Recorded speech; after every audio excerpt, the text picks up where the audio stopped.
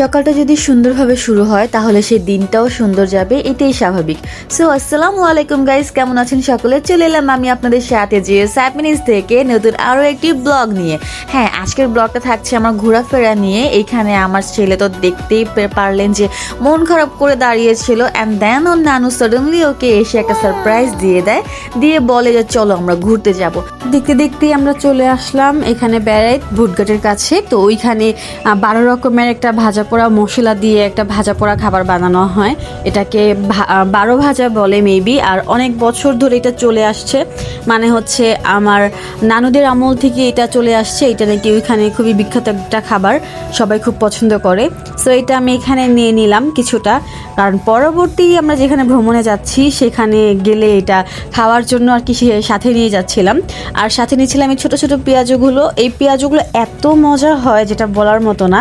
আমি যখনই এইখানে আসি এই পেঁয়াজগুলো খাই, কাজ অনেক ভালো লাগে। বাট আমার আন্টি এইখানেও হাইজিন মেনটেন করার কথা বলছিল, ওনাকে বলছিল, অ্যাডভাইস দিচ্ছিল আর কি, যে আপনি যখন এই কাজটা করবেন তখন অবশ্যই হাতে গ্লাভস পরে নেবেন, কাজ এটা অনেকেই পছন্দ করে না, যেমন আমার আন্টি পছন্দ করে না।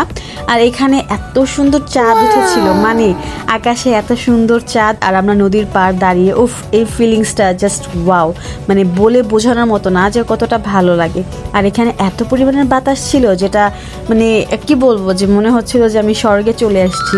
যদি দুনিয়াটা এত সুন্দর হয়ে থাকে, এত প্রাণ জুড়ানো জায়গা থেকে থাকে, তাহলে জান্নাত না জানি আল্লাহর সৃষ্টি কত সুন্দর। তো যাই হোক গাইজ, এখানে আমরা বোট ভ্রমণে বের হয়ে যাচ্ছি। এখন তো সবাই বোট পিকনিকে যাচ্ছে, বাট আমরা তো সেটা করতে পারছি না। তো আমরা এখানে বোটে একটু ঘুরতে যাব, মানে হচ্ছে পুরোটা বোট আমরা এটা ভাড়া নিয়েছিলাম, যে আমরা এখান থেকে মানে হচ্ছে ব্যারাইট বুটঘাট থেকে নীলা মার্কেট পর্যন্ত যাব 300 ফিট। সো সেই প্ল্যান মতোই আমরা এগোচ্ছিলাম। এখানে আমরা সবাই উঠে পড়েছিলাম। আর গাইজ কি বলবো, ওয়েদারটা জাস্ট ওয়াও ছিল, এত সুন্দর একটা ওয়েদার। আকাশে চাঁদ ছিল, নদী ভরা পানি ছিল, আর এত সুন্দর একটা বাতাস ছিল। বাতাসে ছিল মৃদু একটা মিষ্টি একটা ঘ্রাণ, যেটা কিনা একদম মন ছুঁয়ে যাচ্ছিল। মানে প্রকৃতির কথা কি বলবো, প্রকৃতি তো নতুন নতুন সারপ্রাইজ দেওয়ার জন্য অনেক গুণে গিয়ে এটা সৃষ্টির শুরু থেকেই। তো যাই হোক, এখানে দেখুন আমার ছেলে আমার আন্টির কোলে বসেছিল, এখানে আমার আঙ্কেল 12 ভাজা খাচ্ছিল, আর তার সাথে আঙ্কেলের ছেলে আঙ্কেলের কাছ থেকে ওই রকমভাবে ছিনিয়ে নেওয়ার চেষ্টা করছিল, মানে ও খাবে। তো যাই হোক, এখানে একটু মজা করা হচ্ছিল, সবাই মিলে একটু মজা করছিলাম, আর এত সুন্দর একটা ওয়েদার, সেটা এনজয় করছিলাম। তো এইখানে তো আমাদের অহরহরি যাওয়া পরে, এটা নিয়ে ইন ডিটেলসে বলার মতো কিছু নেই। এই জায়গা তো এমনিতেও খুবই সুন্দর, জাস্ট বলতে চাই যে এখানে আমরা কি পরিমাণে এনজয় করেছি। কিছু খাবার নিয়ে উঠেছিলাম, তো এখানে একটু খাওয়া দাওয়া করছিলাম। আর আমার ভাই তো মানে ও একটু ভীতু টাইপের, মানে হচ্ছে যে ও পানি বা অন্য কিছু দেখলে ভয় পেত, মানে পেতো, কিন্তু এখনও এত পরিমাণে এক্সপার্ট হয়েছে যে আলহামদুলিল্লাহ কোথাও গেলে এখন আর ভয় পায় না। মানে হচ্ছে যে এখানে আন্টি বারবার শুধু ওকে বলছিল যে তুমি বসো, বাট ওর তো বসার কোনো নাম নেই, কখনো এইদিকে বা কখনো ওইদিকে। ওর মূল কথা হচ্ছে আমার দুলাভাই যদি পারে তাহলে আমিও পারবো।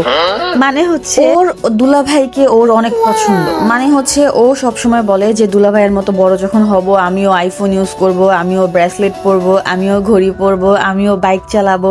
মানে ওর দুলাভাইকে ওর অনেক বেশি পছন্দ, ও দুলাভাইকে সারাক্ষণ ও কপি করতে চায়।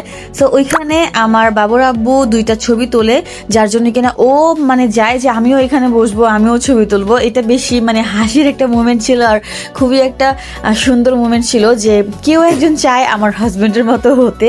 ও বড় হয়ে ওর ইচ্ছে যে ও আমার হাজব্যান্ডের মতো হবে। তো আমি খুবই এখানে মজা করছিলাম যে আন্টি দেখো তোমার ছেলে আমার হাজব্যান্ডের মতো হতে চায়। ওইখানে আমার বাবুর আব্বু হাসছিল, বিকজ ও ওই কর্নারে গিয়ে বসে ছবি তুলেছে, ওরও ছবি তুলতে হবে, মূল বিষয়টা হচ্ছে এইটা। তো যাই হোক, বাচ্চারা বড়দের দেখেই শিখে, সেটা হচ্ছে আরেকটা প্রমাণ জলজান্ত। সো আপনারা যাদের ঘরে বাচ্চা আছে তারা ওই রকমভাবেই থাকবেন, বা ওই রকমই বাচ্চাদেরকে দেখাবেন বা শিখাবেন যেটা আপনারা করতে চান, কজ বাচ্চারা আপনাদেরকে কপি করবে, অন্য কাউকে না। চোখের সামনে যেটা দেখবে সেটা দেখেই বাচ্চারা বড় হবে। সো ওইভাবেই নিজেদেরকে প্রেজেন্ট করবেন বেবিদের কাছে। তো যাই হোক, এইভাবেই আমাদের আনন্দের সময়গুলো পার হচ্ছিল। অ্যান্ড দেন আমরা দেখতে পাই এখানে একটা বোট, পিকনিকের একটা বোট ছিল, মানে হচ্ছে বোটটা খালি যদিও এখন যাচ্ছিল, বাট এখানে লাইটিং আর মিউজিক চলছিল। আর এটাই আমরা দেখছিলাম, মানে ওইখানে আমরা মানে গানটা এনজয় করছিলাম। আর সব থেকে বেশি এনজয় কে করছিল বলেন তো? এই তো আমার বাইকটা ইঁদুর, মানে হচ্ছে যে ছোট একটা ইঁদুর। দেখুন তো, এই গানটা শুনে ও পিছন পিছন যাওয়া শুরু করে, মানে যখন বোটের ভিতরে লাইটিংটা দেখে আর গানটা দেখে, তখন ও এইখানে নাচতে নাচতে পিছন পিছন যাওয়া শুরু করে। আর ওর বাবার সাথে সাথে উঠে ওকে ধরে ফেলে। তো ধরার পর ওর রিয়েকশনটা দেখুন কেমন। এখানে ও এখনো নাচ করছিল, মাশাআল্লাহ বলবেন সবাই। অ্যান্ড দেন অনেকটা সময় পার করার পর আমরা আমাদের গন্তব্যস্থলে পৌঁছে যাই, মানে হচ্ছে 300 ফিট নীলা মার্কেট। এই তো আর একটুখানি দূরত্বে ছিল, মানে হচ্ছে যে অনেকটা অপেক্ষা করার পর আমরা এসে পৌঁছাই। ওইখানে বসে থাকতে থাকতে জাস্ট আমরা বোর হয়ে যাচ্ছিলাম, এনজয় তো করছিলাম বাট সাথে বোরও হচ্ছিলাম। অ্যান্ড দেন চলে আসি আমরা হচ্ছে 300 ফিট নীলা মার্কেটের মেলায়। মানে আপনারা তো সবাই জানেন যে ওইখানে একটা মেলা চলে। আমি তো ওইখানে প্রায়ই যাই যখনই মনটা খারাপ থাকে। আর আমার বাবুরা তো এই জায়গাটা খুবই পছন্দ করে, কজ ওরা নানান রকমের রাইডে উঠতে পারে।